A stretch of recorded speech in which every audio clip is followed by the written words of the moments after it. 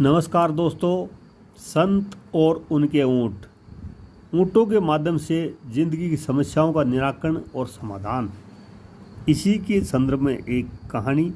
पुराने समय में एक व्यक्ति अपने गांव के प्रसिद्ध संत के पास पहुंचा।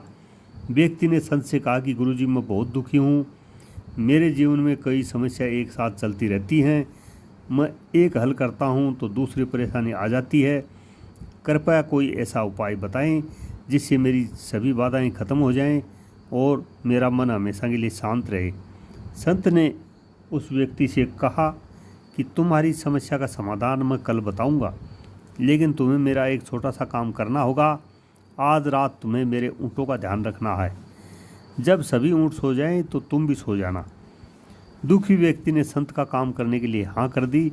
रात में ऊँटों की देखभाल करने लगा। अगले दिन वह व्यक्ति संत के पास पहुंचा तो संत ने उससे पूछा कि तुम्हारा रात के समय में कैसी नींद आई। व्यक्ति ने जवाब दिया कि गुरुजी, मैं तो रात में सो ही नहीं सका। आपके ऊँटों ने मुझे परेशान कर दिया। मैं एक ऊँट को बैठाता तो दूसरा ऊँट खड़ा हो जाता।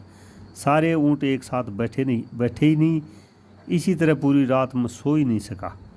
संत ने उससे कहा कि हमारे जीवन की समस्याएं भी ऊँटों की तरह से ही हैं। हम एक समस्या को हल करते हैं तो दूसरी समस्या खड़ी हो जाती है। जीवन इसी तरह से चलता है।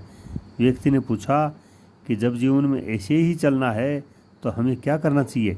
संत बोले कि समस्याएं तो आती जाती रहती हैं, हमें हर हाल में आनंद लेना चाहिए। रात में तुमने क्या क्या देखा। तब व्यक्ति ने कहा कि कुछ ऊँट तो खुद ही बैठ गए और सो गए थे। कुछ को मैंने बढ़ा दिया था, लेकिन कुछ ऊँट मेरे प्रयासों के बाद भी बैठे नहीं थे। इनमें से भी कुछ और ऊँट थोड़ी देर बाद बैठ गए और फिर सो गए। संत ने कहा कि इससे तुम कुछ समझे या नहीं। हमारी समस्याएं, कुछ एक समस्याएं ऐसी हैं जो समय के साथ खुद ही हल हो जाती हैं। कुछ समस्याओं को हम हल कर लेते हैं, लेकिन कुछ परेशानियां हमारी कोशिश के बाद भी हल नहीं हो पाती हैं। ऐसी स्थिति में हमें प्रतीक्षा करनी चाहिए। हर पल दुखी नहीं रहना चाहिए। इन परेशानियों के बीच जीवन का आनंद लेना चाहिए और ठीक से रहना चाहिए। कहानी का भावार्थ कि हमारी समस्याएं हैं वो चलती रहती हैं। कुछ समस्याओं को हम हल कर लेते हैं और कुछ समस्याएं हमारे समय के साथ ही हल हो जाती हैं। और इसी तरह से समस्याओं के बीच में रह कर के ही हमें ज़िंदगी का आनंद लेकर के और ठीक से ज़िंदगी जीना चाहिए और निराशावादी नहीं होना चाहिए। समस्याएं, सारी की सारी समस्याएं जीवन में कभी भी समाप्त नहीं होती हैं।